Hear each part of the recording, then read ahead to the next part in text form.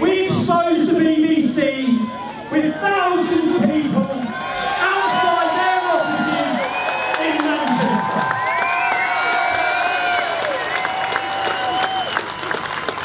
The British public do not trust you anymore.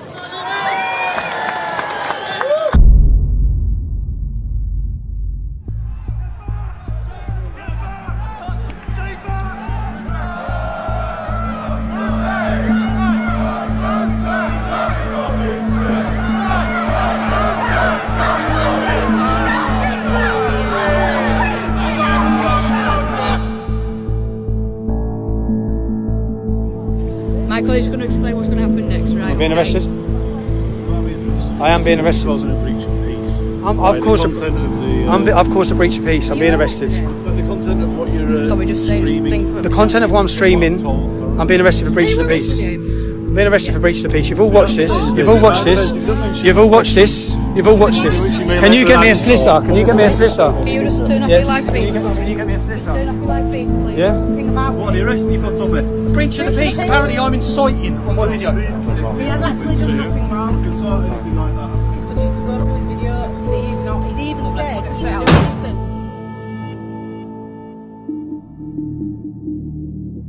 listen. Since my activism started over a decade ago, the establishment, the police and the media have all been trying to take me down.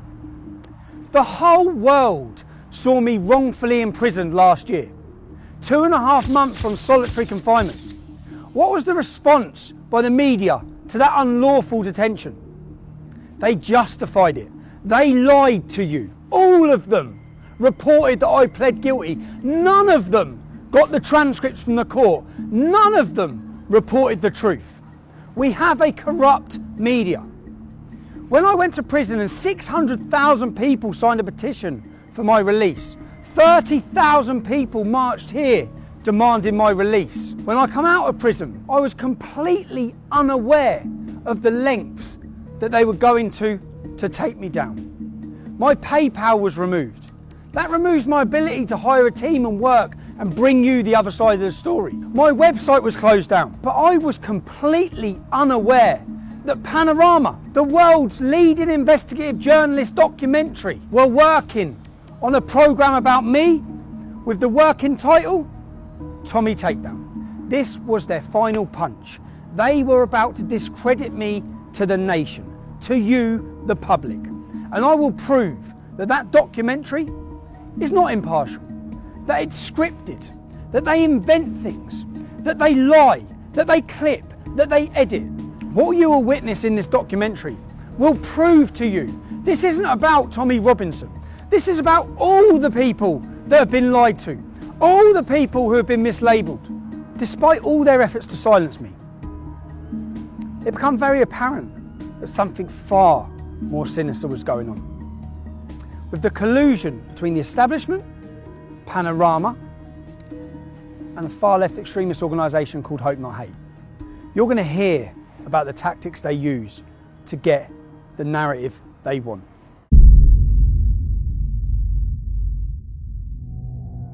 In this documentary, you're going to hear a lot about Hope Not Hate.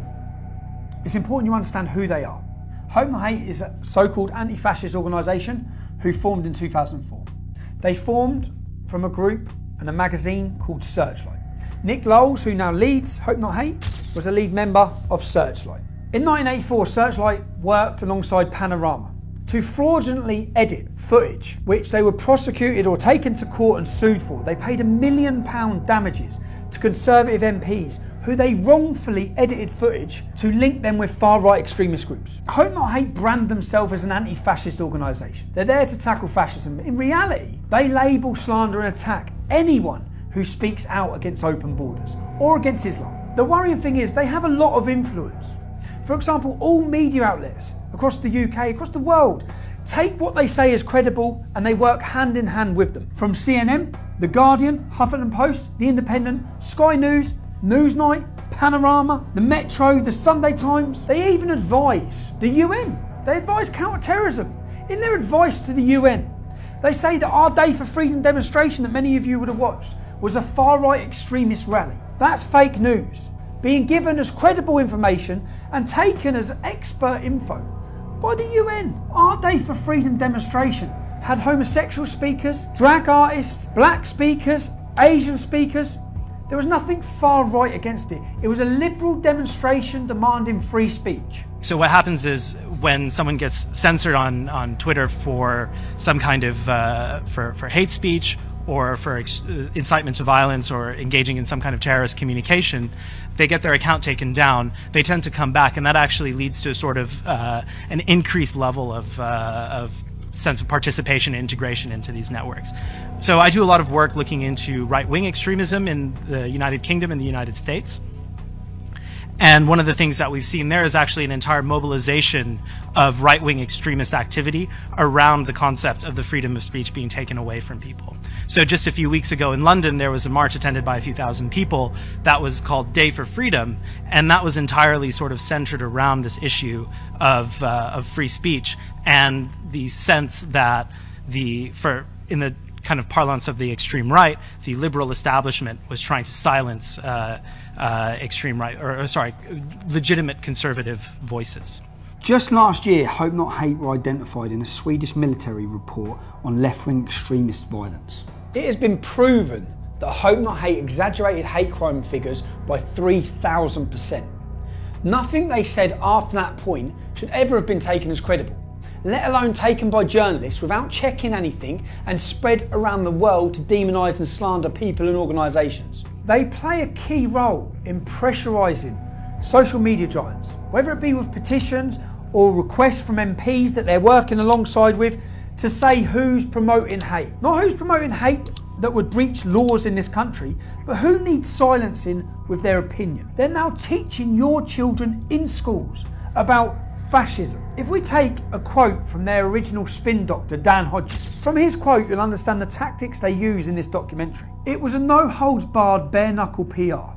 We used every dirty, underhand, low-down, unscrupulous trick in the book. These are quotes from their spin doctor, Joe Mulhall, who is a lead researcher for Hope Not Hate. He brags about days out with their BBC political reporters. Their relationship works hand in hand with the corrupt mainstream media. They do the reports, the media then use their ammunition and their labelling to attack people and organisations, to demonise them and slander them. In 2015, Joe Mulhall used the hashtag Antifa on several occasions. The reason why this is so relevant is when you understand who Antifa are. Antifa are an organisation that leading members of the American government have called to be prescribed as a terrorist organisation. They balaclava up, they mask up, and they violently attack people who they're told to attack, and organisations which are highlighted to them by groups and organisations like Hope Not Hate. They find out who you are, they contact your work, anyone who steps above the parapet. Hope Not Hate's goal is to silence them and stop them. This is about stopping free speech. This is about having people too scared to speak. We'll speak with one gentleman now whose life has been completely changed due to him voicing his opinions. He broke no law, committed no crime. But wait till you hear what Hope Not Hate done to him. This time last year, like I said, I was working full-time, happy, and because of some things I was doing outside of work, where I was sort of expressing my political opinions and so on, I ended up drawing their fire, and they wrote a report and called it in to the employer. So it was a kind of deliberate attempt to, it wasn't just to dox me, because I hadn't hidden my name, I didn't think I was doing anything wrong, I was just expressing an opinion. But it was an attempt to deliberately get me fired. Where was you working? I was working at Standard Chartered Bank in Moorgate. Doing what? I was an associate, so I'd been there from a grad. I went to Bristol University and then went into the bank straight afterwards. So I'd been there for about just around 18 months at this point. So a good career? Yeah, it was going well. Internally, there'd been no issues. When you say you got involved, you was giving your political opinions with regards to? Obviously, the controversial stuff, so immigration, Islam, these kind of issues, but not in an extreme way, nothing you wouldn't happily say to anyone. Just so we can get clear, we're not talking about committing a crime, we're just talking about speaking openly about immigration and Islam. Yeah, and no one had a problem with it. That's the whole point that kind of strikes me about it. So it's not like anyone made a complaint, nothing's happened, so what did Hope Not Hate do? So Hope Not Hate, one of their, I can't remember which, but a team of their researchers wrote a small report. They were calling up multiple offices at the bank, and they were also focusing, because obviously we have a very big presence in the Middle East, So they were focusing on officers there to call them and just basically say, you've got this guy working for you, he's an Islamophobe, he's a racist, blah, blah, blah, all of which obviously isn't true. I remember I was just sitting at my desk and I get called in by the MD and he sort of says, have you been saying this? And I say, yeah, no, I have. I didn't see it as a problem. The same guys were going to a lot of journalists trying to flog this report as well to make a big story out of it. Eventually, in around the summer of last year, you get this article, and it's very vicious, and it's obviously largely lifted from the report that came out a few weeks earlier, using slurs, using kind of nonsense labels, calling us Nazis, all that kind of thing. Calling you Nazis with any evidence? Was there no any evidence anything whatsoever you've said? At all. It was made up with a very clear intention of making me lose my job, and it's a common tactic. And you did lose your job? Yeah, I was suspended, and then once the coverage happened, they obviously, whilst previously, like internally, the bank, I think, had kind of thought, well, maybe this is just an attack piece. Once there was coverage, obviously, it's their reputation on the line. So then, pretty much immediately, I was fired. I have worked. Just so that the public understand this, you committed no crime. No crime. You speak outside of work about immigration or Islam with no hatred. No hatred. Just facts. And because of that, where are you now? How's your life changed? What do you see for your future now? Financially, very difficult, of course, because it kills your income. And then there's knock-ons from that are always a pain. Okay, well, thanks, and I hope I wish you luck and try and get your life sorted. Me too. Yeah, good luck. Thank you. So you've heard from Tom Dupree. You've heard how his life was changed simply for expressing his free speech due to the actions of Hope Not Hate. Later on in this documentary, you'll hear recordings of Caelan Robertson and George Llewellyn-John to see how their lives have been affected. Caelan and George used to work with me at Rebel Media, and when I went independent, they come to work with me there. When I was released from prison and I met with them, they said that they had been intimidated and threatened, and for that reason they couldn't work with me. I'd just been released from prison. I wasn't in a good state, and I thought they were just saying that because they wanted to go and work with Lauren Southern. Also, you'll hear recordings from Lauren Southern. Lauren Southern is a leading political activist from Canada. She now works as a journalist making documentaries. In those recordings, you'll hear about allegations about how they've suffered due to the actions of Hope Not Hate. So I've been contacted by Lucy Brown, who's an ex-employee. The last time we spoke to each other, we were screaming obscenities at each other. Now, she's been contacted by Hope Not Hate and by Panorama, who are working together on a project against me, work entitled Tommy Takedown. So I'm on the way to see Lucy. I'm actually really concerned and worried about what it is they're up to, because I know everything they've tried to do to take me down hasn't worked. So let's see what's next. Last time I spoke to you, I screamed some obscenities, some terrible things down the phone. So did I. I also have a surprise for you. Go on. I thought I'd commiserate it, so I actually got your prison number. No, you haven't! To remind myself the happiest day of my life. What? 8208 4CG? Yeah, that's the one. Oh my god! I laughed my head off. Oh my god! Shit, Lucy, you were fucking angry. How have we ended up sitting here? And what are we talking about? Well, I received a very interesting email from one John Sweeney a couple of days ago, who is a big, BBC presenter for Panorama. Yes, apparently he's quite well known. And he's asking if I want to go for first it was a cup of tea, but then it was a pint. And he'll come all the way to Cambridge to see me, and I think he wants some dirt on you. You was approached by Joe Mulhall? Joe Mulhall, yes, Hope Not Hate. So you're approached by Hope Not Hate, who told you, I've seen what they've told you. Yep. They told you that there's a Take Tommy Down. There's a Tommy Takedown. Tommy Takedown? Yes, and they've been taken on as sort of advisors to the BBC to help them with interviews and to get information about you. How easy would it have been for you to... They offered me £5,000 for a front page story about you being a twat. What you could have done, you could have absolutely destroyed me, and my life, and my name, and my reputation. More so than that prison number did. More so than me going in prison could have done. Because you could have said anything, and they would run me. I've arranged to meet John Sweeney tomorrow at 2 p.m. And by the sounds of it, what these people do is they try and be your friend when you're vulnerable, and they ply you with drink, and they try to get you to say something that you wouldn't normally say. I want to show if what Lucy could have done. None of it would be factual, but what Lucy could have done. Now, bearing in mind, I might not have been here. You could have just done this. Yeah? Fake text messages, falsify sender numbers of text. So if you wanted to, my phone will be here. Let's change the number there. No, we'll keep that as receipt. Let's put my number here. So you effectively, as a disgruntled employee who fucking got my prison number tattooed on your wrist. Joe Mulhall's just messaged me. Let's take down Tommy. I'm flat broke. I've got no means of income. I hate you.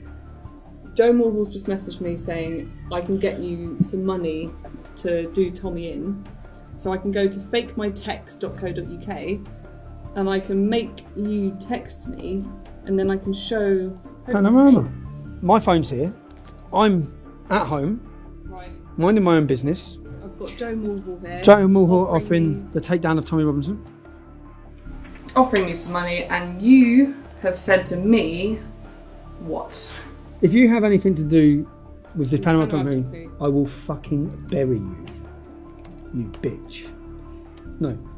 Hang on, because I'm writing Y-O-U, but you write you. I write you. Sorry. I just need to make it some bad grammar because... yeah, drop the T's because I don't pronounce my T. I'm going to put W-I-V instead of with. This panorama, you wouldn't make that a capital letter. No, I put with. I put with. Okay, alright. With this panorama doc. If you have anything to do with panorama doc, I will fucking bury you, comma.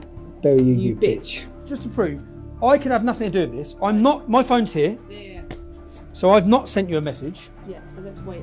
And the point is that they're actively searching with a far left organisation. They're actively working with my ex-employees to bring me down. What I want to prove here is how easy it is and how many other things in this documentary have been faked on me. If you had anything to do with this panorama doc, I will fucking bury you, you bitch. Can you focus on that? So I didn't send that. That's sent from my computer. My phone has not sent you a single message. Now, Panorama are the biggest investigative journalists in the world. Yeah. So I don't see how this can work. If they wanted to do a proper investigative journalist piece, they should look at the crime that I committed. Was it criminal? Did the judge act out of law?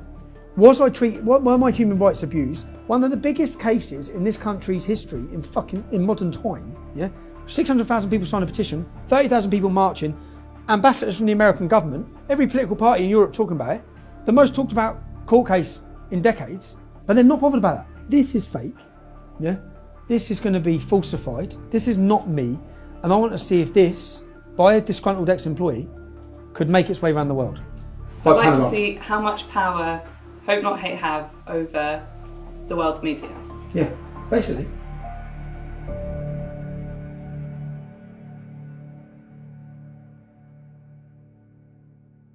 This is the little minute, this will replace your button. Cool. This will go into your button anyway. This is how we'll record, and are you nervous? No. You should be. You should be. And well, let's just wait and see what we get from this. Cool. Time will tell, but good luck, and don't do anything I wouldn't do. Thanks, mate. See you later.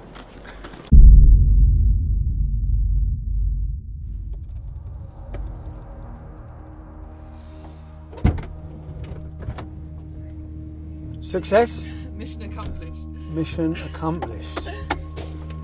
Let's see. Crazy? Not crazy? Good? Not good? Lots of alcohol was consumed tonight for the greater good. I can smell it. You'll see. You took it for the team. I only drunk for the team. I did what I had to do. Right. Let's get these files sorted. Let's work out what we've got. We've got lots of footage to go through, but straight off the crazy thing for me is you're steaming. Which is a champagne and a double gin. Thank you. And then we're going to have some red wine, but Thank you so much. we'll panic about that at the appropriate moment. Thank you very much. Thank you. On expenses in a boozer with the dog and the fire. Good. And I think we should have one more bottle of wine. Fuck it, no expense spared. 2 brandies, 2 limoncellos. This is creme de cassis, or the Kir Royale, but even better is another version which is with blackberry. blackcurrant liqueur and champagne. Here Royale. Have you got any flaming sambuca? And then 2 Kia Royales. And then the bill. Lovely, thank you. Thank you very much. I think we've got to do a runner. It's a joke. It's fine. I don't care. Not only, I really don't care. Good. Service included. So make it 220. Thank you very much.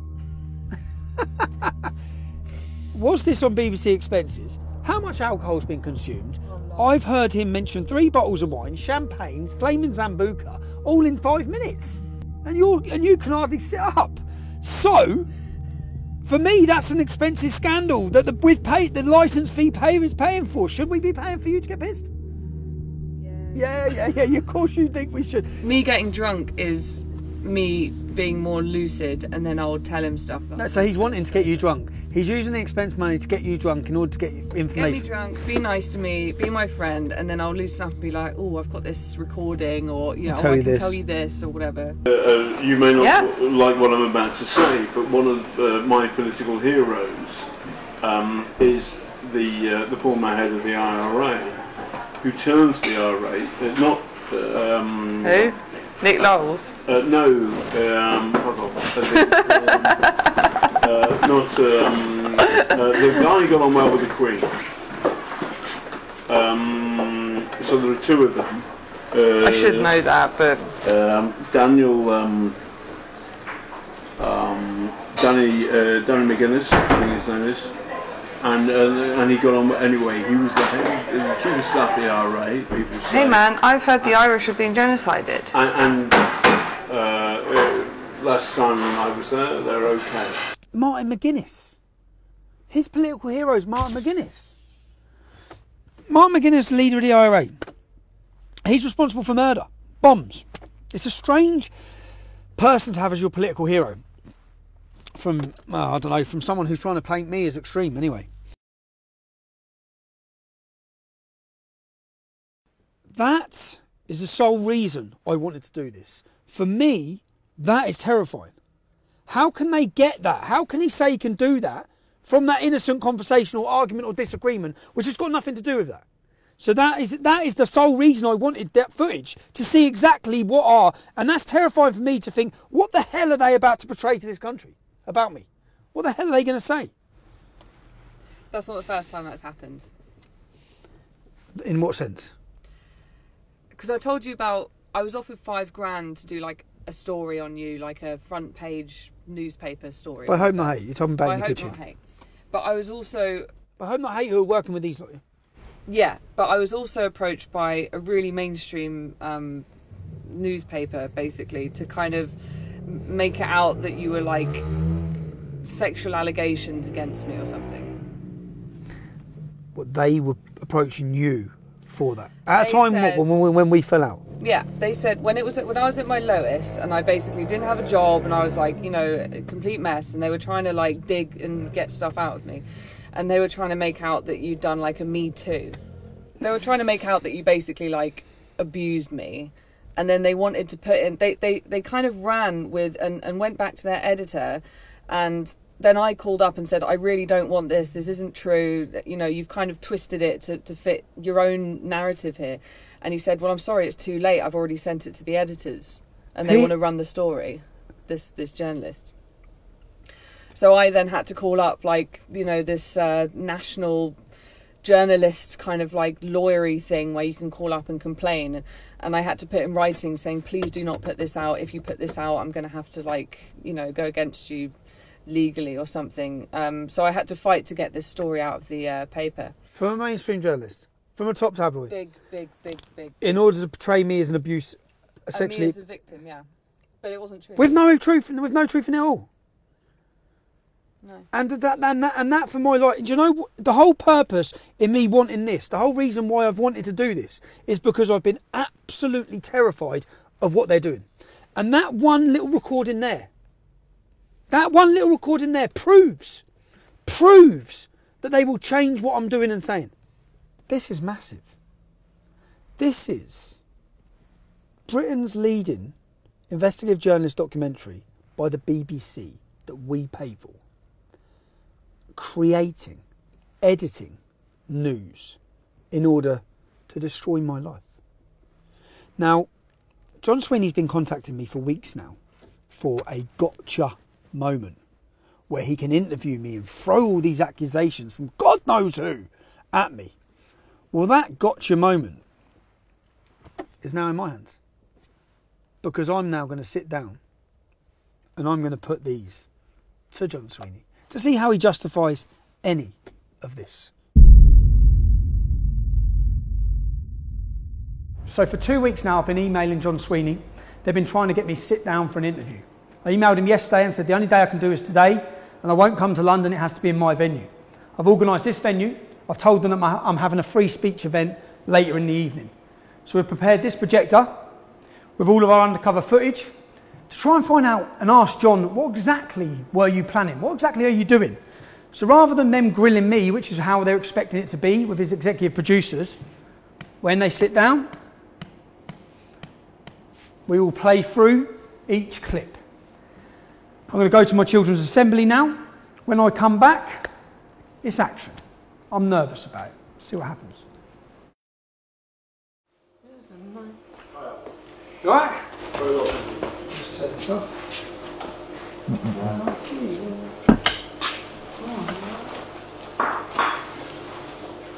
Hi. Fine.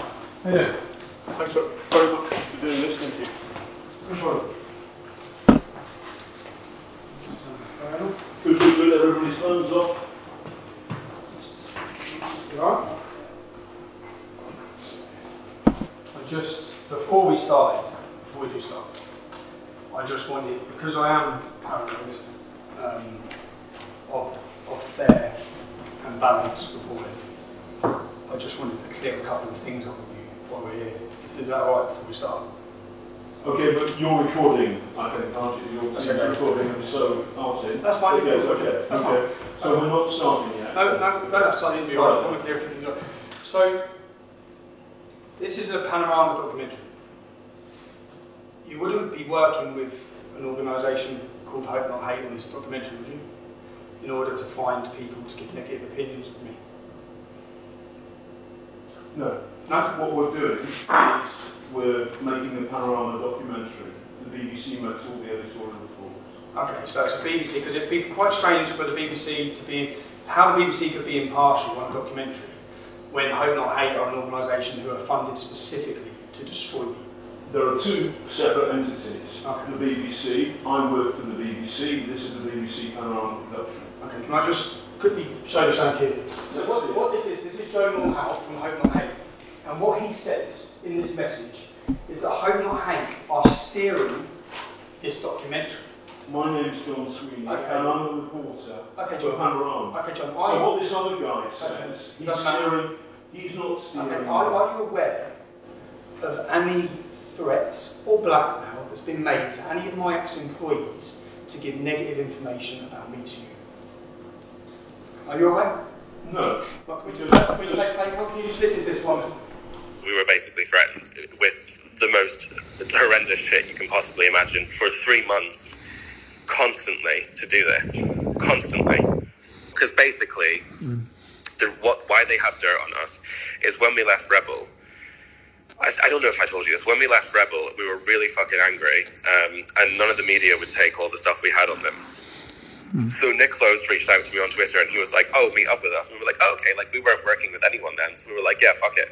And we met up with them twice and we were like, we can write a book on Rebel Media, we can write a book on how they've scammed people and this and this and this and this and this. And we were like really conniving with them. One of the first things they started threatening us with, this only started 3 months ago. We had no contact with them between 3 months ago and leaving Rebel, nothing. They started messaging us saying, we need to meet you, this is really serious. And then when we met them, they said to George, I wasn't there, we're going to release all of the meetings that you've had with us, threatening Rebel Media and talking shit about right-wing personalities and bitching about nothing serious, just saying, oh, they're cunts.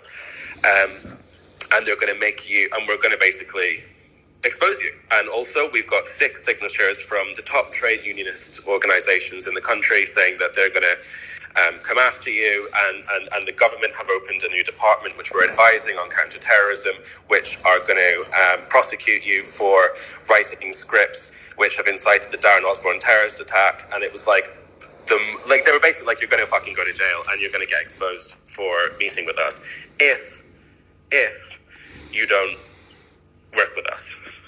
This is what it all comes down to, this Panorama fucking thing. And Hope Not Hate were there standing next to the BBC producers. When you went for the meeting with Panorama, who from Hope Not Hate was there? Nick, Joe, John Sweeney and the producer. So like, Hope Not Hate were like fucking terrifying, and they like did, you know, they blackmailed us. They like Joe fucking used the whole thing to try and get into Kaylin's pants. This is how bad it really was. When we pulled up in London, this was the day I dropped off the suitcase to you, right? That I went straight off from there, I can't remember where it was, to go and do this interview with them. They hired out this big car park warehouse thing. They had a little chair in the middle of it. I walked into this room, sat down. It was a cameraman, it was the head producer, it was Nick, and it was Joe. And then I started getting really nervous because she was saying, how much money, name numbers, name figures. And I was like, well, it was enough to pay for us to make videos, and all the money was spent on... And I was just saying vague shit. And then Joe said, can we stop the interview, please? And then I was like, okay. And then Nick went, can you come with us, Kaylin? And then Nick and Joe took me to the other side of the warehouse and said, Kaylin, you really need to give them more information than this. You really need to open up a little bit more, because this is really not useful to them. They're probably not even going to use this. You need to go into specifics. You need to go into numbers. You need to at least show them something. Were they threatening you at you? Breather, have a cigarette, and we'll come back to it. Were they threatening you then? Okay. I had a cigarette, and I went back and I sat down, and I still couldn't really do it, and it was really bad. Like, I was like shaking the whole time. And that's when we told Panorama that we didn't feel that it was safe, that it was not okay, and that we were basically threatened. Bit of a strange one here, yeah? It's been a minute. I know, sorry man, I know it's 4 o'clock in the morning here, but I've just got off the phone to Kaylin for an hour, yeah? How much have they told you about Hope Not Hate? Not much, why? You're aware they've been meeting with them regularly? I've met Joe too before. Yeah, I know that Kaylin and George have met with them before. Continually met with them? When you was doing your Borderless documentary, Hope Not Hate flew out to Italy to meet them? I don't know what they were talking about, but for the most part, like, I think they're just afraid of them. From what I've been told, it's like they're like, oh, they're kind of blackmailing us, like, hang out with us, or else we're going to get you guys arrested or whatever. So they just met with them. So hold on a second. I work for Panorama. Were Hope Not Hate present in that interview? Were Hope Not Hate present in an interview with Kaylin Robertson? I work for Panorama, and we are doing a film about you. Are you aware of that? Are you aware of Joe? Look at me. Yes. I'm a reporter, and I'm asking you a question. Okay. Right. I get the point. Are you aware? Let me ask you one question about that. Okay. Are you aware of indecent images sent by someone from Hope Not Hate to Kaylin Robertson? I'm aware of the allegation. You are aware. I'm aware of an allegation, and I do not think it credible or serious. If I'm wrong, you can put that information out there. If somebody has been blackmailed, threatened, intimidated by an organisation that is steering your documentary... It's not serious. Okay, can we hear the next one? Play the next bit.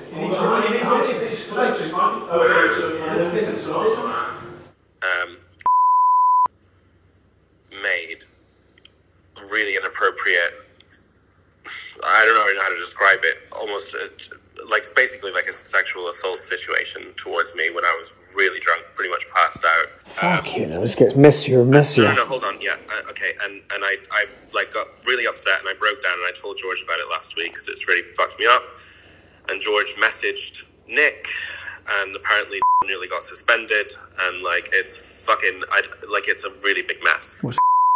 I'll come to Milan to see you. Who'd he come with? Nick. He come with Nick, so Nick was with him? Yeah. And what did he do when you was drunk? Nick wasn't there at that moment. Nick had gone home. So we were filming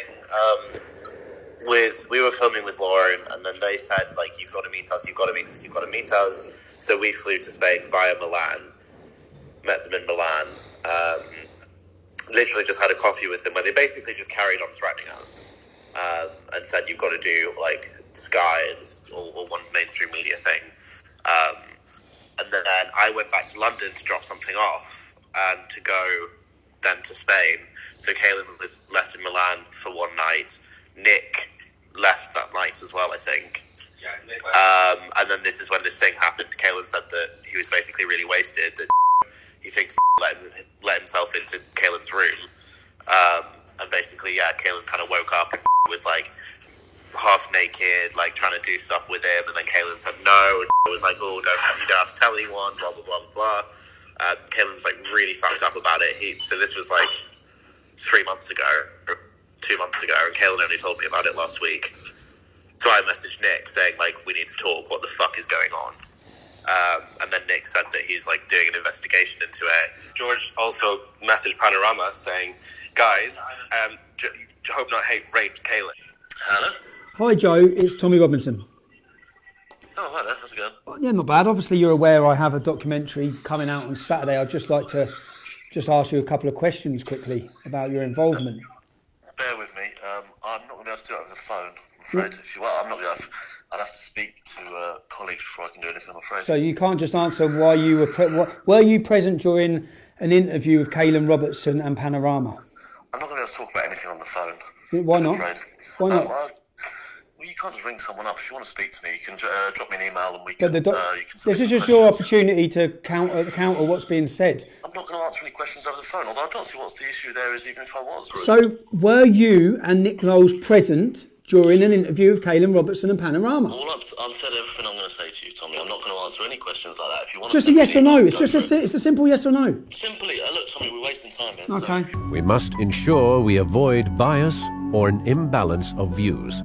Our output will be based on fairness, openness, and straight dealing.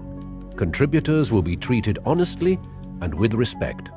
There are people being intimidated and blackmailed, it's giving negative reviews against me. The men who are doing it are present during your interviews, you're saying you're independent.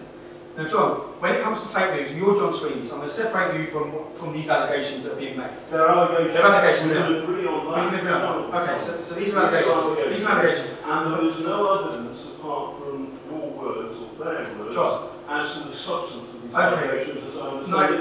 And I know. we have a given on tape. Okay, John, would you tell anyone what they have to say in an interview about? No. No? Play the next one. We only, the BBC, we only do question areas. So here's, it's a volunteer army. I want you to be comfortable about it. So is there anything you don't want me to ask about? This is, I'm not supposed to ask this. I'm not supposed to ask this. I'm not supposed to ask this. So I'm going to ask you about, I'm going to take it through. What I want from you is the following. Simple two things. One, people like us, the BBC, the establishment, have not listened to what Tommy's been saying, and that's bad. Yes. And so the extent to which the entire conversation about Islamist extremism, about what that means for ordinary Brits up and down the country, closing that down, shutting it off as racist full stop is wrong, and that's bad, and that goes in the can, and you say that, and that will appear in the show. The second thing is, but there's something, my own personal experience, it was difficult, because I was a good trooper, and then suddenly I was friends with the dogs. But as a human being, he's funny and charismatic, and can be great company, and he's not your he's not a Nazi. Number three, partly because of the pressure, partly because of the chaos, you fall out. It's horrible because it turns on the mob. And those three elements are fair and good, and those three elements will appear in the show, I promise you. He has... Deal. We'll have a proper ding-dong. Okay. Because there's a lot of people and the good stuff, your stuff, goes in. So there you are. So I don't have to put on the record, John. I don't have a problem with that. Because I'm not, no. I'm saying I'm putting, after a long conversation, I've got the whole conversation, which you haven't done. No, I've got you 6 times telling that individual what they must say. Now let's go to the next one. Gilligan wanted to make it sexualised, and he wanted it to make it out like you basically like Harry Weinsteined me. Oh my God, man. Because you're like a position of power. And you're a vulnerable and like woman. all this shit, and I was like, yeah, So when I'm being told, this isn't about you, John, but when I'm being told that journalists are approaching people... I'm not sorry, I don't understand the context. I'll tell you the context. I'll tell you the context. Okay. This specifically is not about you. Okay, good. When I felt sick, because I found out that journalists were offering money to try and get a young girl to do a Harvey Weinstein story against me. Now, your panorama, you're John Sweeney. So let me play the next clip. I call him like a silly little man and stuff. I'm just shouting at him. Yeah, but oh, we love that. It was quite bad. Could we have that? I'll drop you in it. I'll have to think. It will drop me in it. Everything will drop me in it. Not necessarily. It was really bad. We had this great big argument in Woburn High Street. Yeah, maybe. I suppose that I did give to the lawyers, and they said, well, actually, this for the case doesn't really work because you're just having a dispute. Doesn't really whatever. But I thought I'd record it just in case. Maybe I'll do that. That's It's only audio. It's only audio. That's fine. How angry does it get? He gets really angry and then he runs away and gets in the car and drives off. And I shout after the car. It's really bad. We can clip that bit. We can clip that bit. We can clip that bit. My view about that is that I think doing a kind of gender, a kind of sexual thing against Tommy Robinson is. The person I was talking to though was worried about whether she would be identified. Now clearly that tape is now in your hands, so it would seem that she's working. John, you said you would clip footage to make. No, I didn't say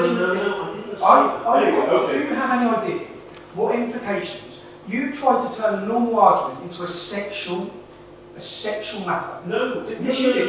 Yes, you did. You want to take it. Do you understand the implications? I've got 3 young children. Do you think before you destroy a man's life? Because this is what you were planning on doing. No, I've got the evidence. You misunderstand me. I misunderstand. So what I was trying to do was to say to that source that if necessary we would change her gender to turn her, for example, into a man. I've done that on regular occasions where I have covered difficult stories. So you're not realising I've got all of this text? You're hanging yourself. You're hanging yourself. So John says I'm misrepresenting him, and in fact he was telling her he could change her gender so she could not be identified. Let's just hear that clip again. I think doing a kind of gender, a kind of sexual thing against Tommy Robinson is. We can do a kind of gender, a sexual thing against Tommy Robinson. Nice try, John. We should not present invented material as facts or knowingly do anything to mislead our audiences. I've done 10 years worth of demonstrations. I've had cameras on me absolutely everywhere. And what they've been trying to expose and find is possibly that I'm a racist or I'm a homophobe or something like that. Yeah? I had you undercover for one boozy lunch, and you were repeatedly racist. You need to do a cab too. I pre-booked because the dog makes it more difficult. Alright. You know wine, don't you? Wine? Because... Oh, why? Yeah, there's loads of Asian cab drivers don't like taking dogs. How dare you? How dare you? Where's my phone? Say that on camera, right? No. Racist. It's true. It's true. So this is the first one. So then you are generalising. Then you are generalising to this. And I regret those words said, but the context is simple. I had a real-world experience like that. There's a court case in today's papers where an Asian taxi driver has lost his license. He was refused to carry a blind dog. You're doing exactly what your channel does over breeding. You're blaming an entire continent when, let's face it, it's Islam that believes dogs are unclean, so it's Muslim taxi drivers that don't like dogs. But you have stereotypes on the entire continent. Then that wasn't enough for you, John. You wanted to then have a go at the Greeks. And it always goes down well. Is Jessica Endera, which is thank you in Turkish. When you're pissed, you want to piss off a Greek, you start speaking Turkish. Oh really? And they know, and they don't, anyway, never mind, they don't like it, but it is quite funny. Tommy, that's pathetic, that's a joke. You find it funny joking about the invasion of a country where women were pillaged and raped and murdered. Okay, you find that funny? silly. No, John. So I have many Turkish and Greek friends. Well, you're upset the entire Greek community because you find it funny to speak in Turkish to them because you find that funny. None of this is fun. None of this is fun. None of this is fun. Play the next one. Okay, play the next one. I have a little more in common. I have more in common with Tommy than most reporters. Yeah. I scumbag Irish background. A scumbag Irish background. So my family are a scumbag Irish background because they're fallen from Ireland. I'm talking about myself. No, you said you have more in common with me. A scumbag Irish background. Which it's a joke. That's a joke. So wait a second. Yes. It's a joke. So I'm very, very proud of my Irish heritage. My great granddad who's a scumbag to you, John. No, who's a scumbag I'm very proud of my Irish heritage. Yeah. If you get somebody like me talking to a source, and actually that source is in fact a mole working for Tommy Robinson, then in the context of a 2-3 hour conversation, there will be moments where jokes happen. Oh, jokes. I'm very proud of the next one. But the people who've been beaten up by Antifa, or rather Antifa have attacked Tommy and you've been in there. Those people are brainwashed. And they're lefty people. They're lefty. Self-hating whites. I'd like to call them honky. How do you use an racial term? How do you use another racial term? You call them honkies. Hold on a second. You call them honkies. This is a conversation with your source. In what I'm trying to do is you're trying to label me, and what's happened is in one afternoon, in 1 month, John, you've been. Okay, let me talk about homophobia. You seem obsessed. You seem obsessed with gays. So you have an obsession because then you ask if Joe Morgell's gay, right? Because they've not gone out and just had a mate that's gay. That's the difference. So you've got people up in like all these different places in the UK or whatever, and they're sort of they've not just had a gay mate. Have they never met a conservative MP? No. I remember one line in particular. She said, "What do you think about LGBT or something?" And I said, "Well, some of the stuff that gay people say is just ridiculous." And that's me being the way. Okay, by the way, there's nothing wrong with it. You said something worse, I guess. Probably. That's the way that I would speak to Kaylin. Ridiculous. You know, yes. That's the way that I would speak to Kaylin in a bar. You know, I think like they're ridiculous. They should be shot. Well, yeah, exactly. No, obviously.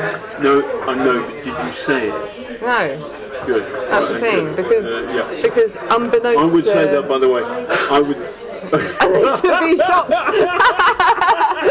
What were we talking about? Oh yeah, Joe's dick pics. Is he gay? My gay darling's rubbish. He's a Bertie Wolf there, is he? He's a Bertie Wolf there, is he? He's a Bertie Wolf there, is he? May the best man win. Yeah. That's a bit weird. Dzień dobry. I'm not a jerk. He's a woofer. Woofer, Cockney rhyming slang for woofer.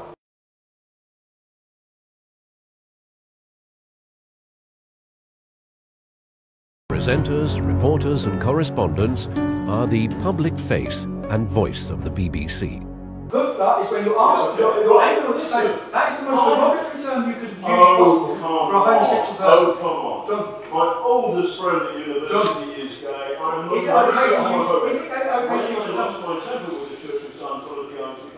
is it okay to use the terminology woofer?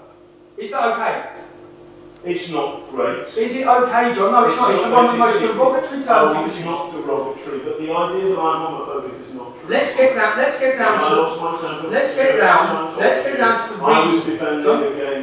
get down to the reason that you and all of the media, you're trying to destroy me with a fabricated... We're trying to give you... You're blackmailing. You're blackmailing people. Okay. You're lying. You're lying. You're telling... Listen, John. A heavy word. You're blackmailing or alleged to blackmail people who are in your meetings, in your interviews, whilst young men are being... Whilst young men are being... And you are the man who's making the allegations. All in order. No, I'm not. You've just heard the people making the allegations. I'm not the man making the allegation. You've heard those are witness statements to my solicitor. Now let me go to the next one. Let me go to the reason why. Let me go to the reason why. I want to ask you a question. You can ask me a question, mate. Because if it must be on the end of a deception, let me go to the next one. I want to know about it. Okay, let me go to the next one. Okay. This is the reason. So now everyone understands the reason why the elite, the classist elite. Don't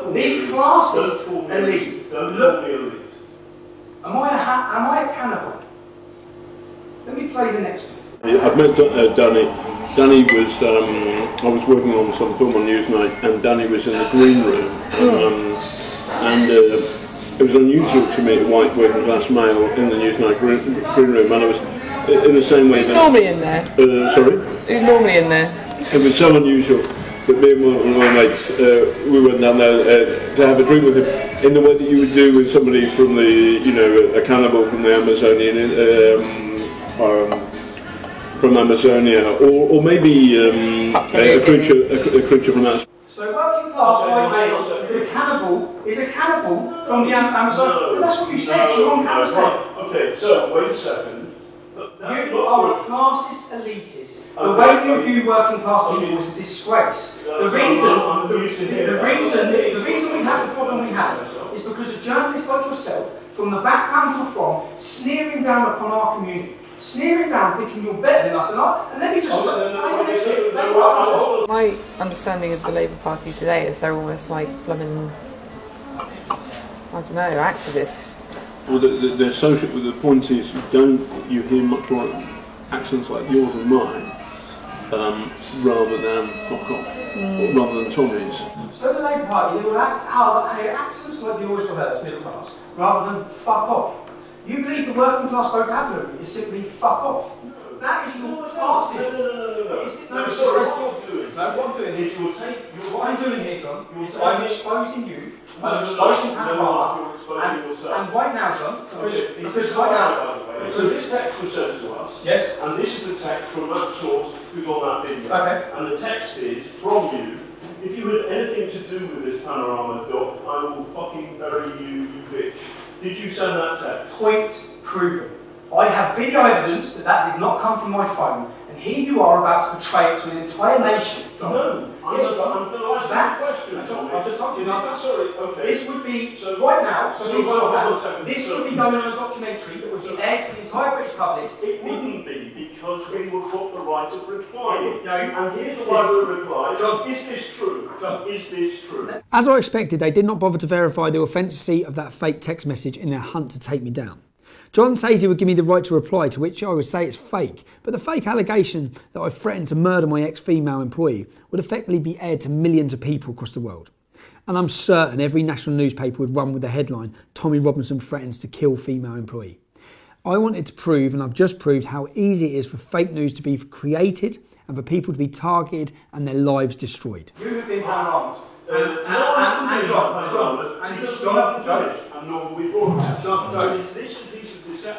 My solicitor is currying a court injunction against you. Okay. Oh, fantastic. Against you. So is this a lie? This is fake news exposed. Very good. Okay. Is this a lie, Tommy? John, I suggest you get home. Yes. Is this a lie? I never sent that message from this phone. This is my phone. Oh, you didn't send it from that phone? It wasn't sent from the phone. I didn't send it. Hold on. It wasn't sent from the phone. I didn't send it. Is this a lie? You'll be able to catch it all in my documentary. You'll be able to catch it all in my documentary. No, we haven't finished our documentary. No, we have finished. In fact, John, you'll finish your career. You finish your career. You think so? I know so. I know so. Homophobia, racism, extreme. I'm not a homophobe. You are. And I'm not a racist. You are. And I'm not. Okay. What you was is a lie. What the establishment.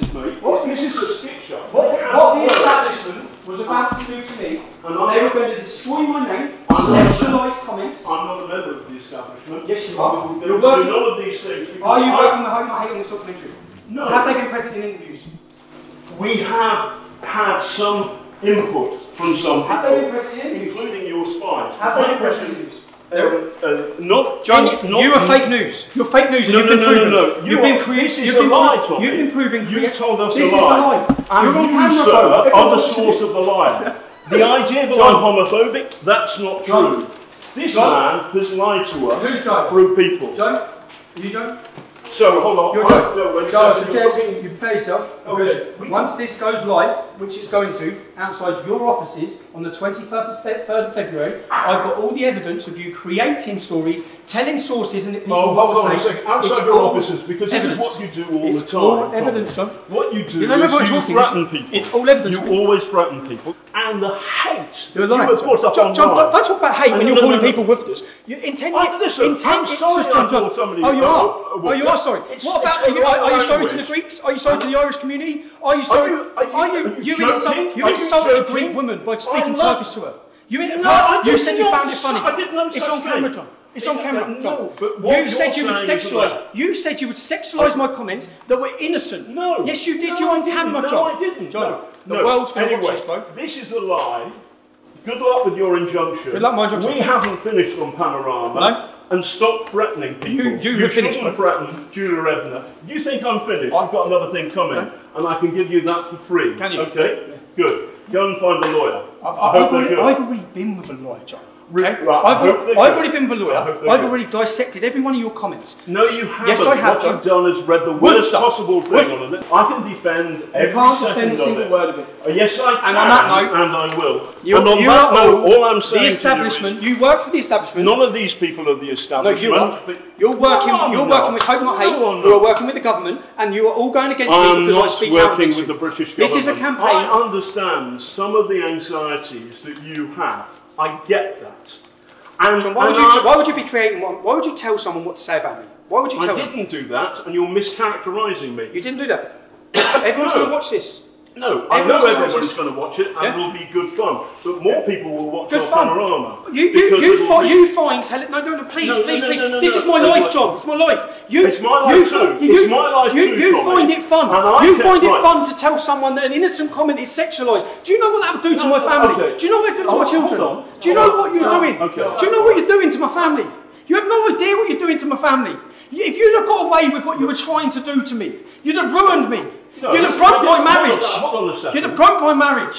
What you've done is this. There's only one journalist in this room, John, and it's not you. Okay? Oh, really? Okay. That's it. Okay. You're a disgrace. And in fact, anyone who's been taken down by Panorama, anyone has to challenge now, because there is no integrity in any of the work you've done. You are a liar, you're a fraud, you're a racist, you're a homophobe, all in one interview. This is a lie. Excuse me, Mr. Brooks, we're the two executive producers on the programme. Okay, well you're in trouble as well. You're all in trouble. You're all in trouble. We invited you for an interview today. You haven't given us an interview. No, I haven't. I've exposed you, okay? You were trying to destroy my life. You have been contacting people. Why were Hope Not Hate present? Why were the leaders of a far-left George Soros-funded organisation, why were they present during the interview of a person which you were goading to give bad information about me? Why were they present? Tell me. If this is a Panorama documentary, why were Hope Not Hate present? This is an ongoing documentary. This is an establishment attack on me, and you're part of it. And you've been exposed to the world tonight.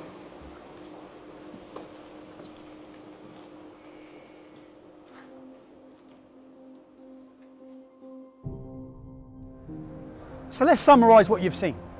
You've seen the BBC, who pride themselves on being impartial and reporting the truth. You've witnessed the main man from Panorama telling someone what to say, brokering a deal on what they have to say about me. Now, if he's broken a deal with her, who else has he broken a deal with? Who else is being told what to say? They're scripting the documentary. They're also creating and inventing news. Sexual thing against Tommy Robinson. What else when we've got two other people saying they're being blackmailed in order to give negative reviews of me? Who else would have participated in this documentary? What else was going to be said? What other lies and manufactured evidence would there have been on this documentary? You've seen the contempt they have for the working class. The contempt they have for you, the licence fee payer. You pay your licence fee, and if you don't, you're taken to court. Just so the elitist, fake news journalists can travel this country drinking champagne on your expense. Now, if there's one thing that symbolises the BBC, we all know about the fake news. I've just proved to you that they create the fake news, that it's not impartial, that they work with far left extremist organisations. That's been proven. If there's one thing that symbolises them, the BBC covered for Jimmy Savile, they covered for Stuart Hall. Up to 100 children were raped and abused, many of them on the property of this organisation. Let me show you this statue that is at the entrance to the BBC. That statue was sculptured by a man called Eric Gill. Eric Gill was a paedophile. He raped his own daughters. He had sex with animals. He had an incestuous relationship with his sister. When the Catholic Church became aware of this man's crimes, they removed and covered all sculptures made by him. The BBC refused to. They were asked to, but they refused to. If you have disgust now, and you're fed up with paying for this, or for the propaganda they use against you, for the negative portrayal of Brexit, if you're fed up with all of these things, what can you do? I'll show you what I'm going to do, and I hope you follow my lead. You can legally not have a TV licence in the UK. You do not have to have one. Okay? None of us ask for the BBC to come into our homes and display their programmes on our TVs.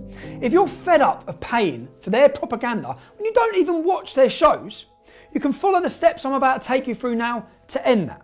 There's a few things you need to know once you've filled out these forms. It's a myth that the BBC can sit outside your house and detect that you're watching TV. That is a myth, it's not true. If the BBC TV inspector knocks at your door, you can. Be polite. You should be polite. But you can open your door, say, I don't need a TV licence, I haven't got one, goodbye, I don't watch live TV. That's it. They have no rights to come into your home. It's obvious that if a TV licence inspector walked past your front window and you had your curtains open and you were watching Panorama on BBC, which I don't think you will be, if you're watching BBC, they will fine you. But you do not have to have a TV licence. And I'm going to take you through the steps. I'm going to ask, please follow these steps now. Follow exactly what I'm about to do. Go to www.tvlicensing.co.uk. You'll find a link, declare no licence needed. Upon clicking this, you'll be brought to another page where they try to convince you need a licence, even though you legally don't. Ignore that and click the button that says, tell us you don't need a licence. Step 1, select the type of property you live at. Complete name, email and phone number. Step 2, enter your property address. Step 3, tick the 3 boxes for the declaration. You will then be asked what date you want to start watching live TV again. Tick the button to the right where it declares I have no plans to do this. Then click the reason for not needing a TV licence. I'm sorry, but John Sweeney is not an option. Step 4, review and confirm, click submit. You are now licence free. Congratulations, you've just saved yourself £155 a year. You can now afford to go to the pub and celebrate. I know. How about champagne and double gin? Then some red wine, 2 brandies, 2 limoncellos, creme de cassis, Kia Royale, blackcurrant liquor and champagne, flaming Zambuca and 2 Kia Royales. Enjoy. So, if you're fed up with the BBC, then sign our petition at www.endthestealthtax.com. I'll personally find and track down the head of the BBC, I'll hand it to him and I'll give it to our government. And you'll see it on our next video. Thank you.